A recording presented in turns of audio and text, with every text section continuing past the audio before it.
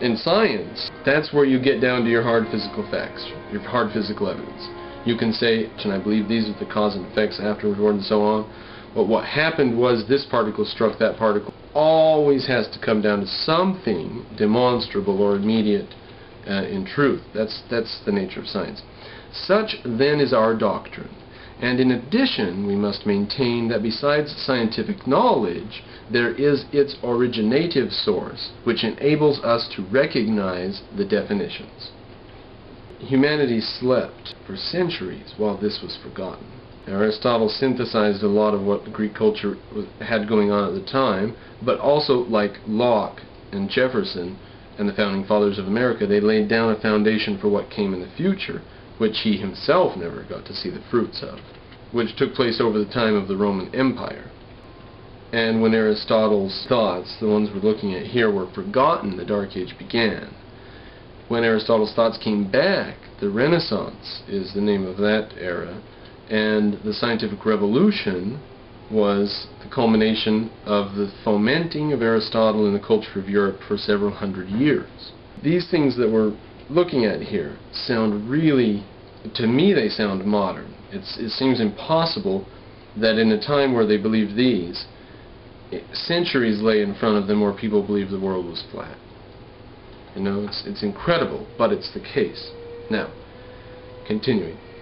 Now, demonstration must be based on premises prior to and better known than the conclusion. He revisits that again and again. And the same thing cannot simultaneously be both prior and posterior to one another. So circular demonstration is clearly not possible in the unqualified sense of demonstration, but only possible if demonstration be extended to include that other method of argument, which rests on a distinction between truths prior to us and truths without qualification prior, i.e., the method by which induction produces knowledge. Now, you probably didn't follow through that. That's thick, and it is a big thought with all kinds of obfuscation, so let's visit. So the other method of argumentation is that method by which induction produces knowledge. Now, he says that demonstration, now what does he define demonstration as so far? He said that a demonstration has to come down to something in the five senses, something you can point to, something on the level that can't be questioned. He says that's what demonstration is. What if we extend demonstration to include that other realm, gaining knowledge just in the realm of abstract, just taking knowledge and pointing out something among it, and there's more knowledge without ever going back to reality?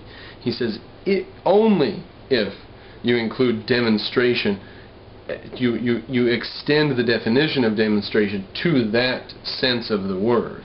Only if you leave demonstration of the five senses behind and say that you can demonstrate a truth without referring to the five senses in any way, only then, he says, would circular demonstration be possible. All he's saying there is if you build a system where you never refer to reality, then circular demonstrations will be seemingly consistent within that system. This is postmodernism. This is the modern nonsense and claptrap, where they just run around and say all kinds of things in self-referential systems that never gets anywhere, never says anything, and it's not a contradiction in itself. It's just a contradiction in the fact that it has nothing to do with reality and contradicts reality. So he's there saying, well, I mean, I guess he's pointing out the nature of the sophistry of saying that we have to give a demonstration of everything. If we could give a demonstration of everything, circular arguments would be possible or logical. And if they wouldn't, then you would be in an infinite series either way. You're just messed up. You cannot have a system where you have to demonstrate everything if demonstration includes not referring to the basic axioms. So, continuing. But if we accept this extension of its meaning, the extension that we've just been looking at, our definition of unqualified knowledge will prove faulty, for there seem to be two kinds of it. So once you take this faulty step, there's two different kinds of unqualified knowledge. Quote, Perhaps, however, the second form of demonstration, that which proceeds from truths better known to us, is not demonstration in the unqualified sense of the term. So they might save themselves part of the way by making that case that it is, quote, not demonstration in the unqualified sense of the term, end quote. But that wouldn't even save their whole case, because they've got the two problems that I think have come off of that. There seem to be two kinds of it, he says. Now continuing, the advocates of circular demonstration are not only faced with the difficulty we have just stated. In addition, their theory reduces to the mere statement that if a thing exists, then it does exist. He says this is what their theory reduces to. That this is so can be clearly shown by taking three terms. For to constitute the circle, it makes no difference whether many terms or few, or even only two are taken. The circular argument. Now, you can fuzz out for a minute. I'm going to read it, because otherwise everyone would flip out and say that I'm distorting Aristotle. Fuzz out for a minute and then we'll explain it after. If A, capital A, metaphysical variable, if item A is, meaning if it exists, B must exist. If B exists, C must exist. Therefore, if A exists, C must exist. In logic, I know that is hypothetical syllogism, but let us continue.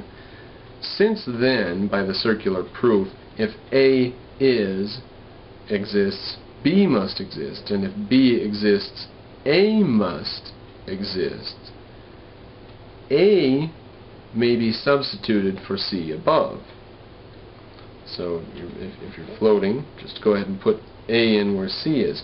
If A exists, then B exists. If B exists, then A exists. Then if B is, or exists, A must exist, is the same as if B exists, C must exist, obviously, which above gave the conclusion if A exists, C must exist. But C and A have been identified. Consequently, the upholders of circular demonstration are in the position of saying that if A is, A must be. A simple way of proving anything. So he's revisited there, and in more, he's just laid bare the fact that they can't get anywhere with that sort of reasoning. You just get to the bottom of saying nothing meaningful.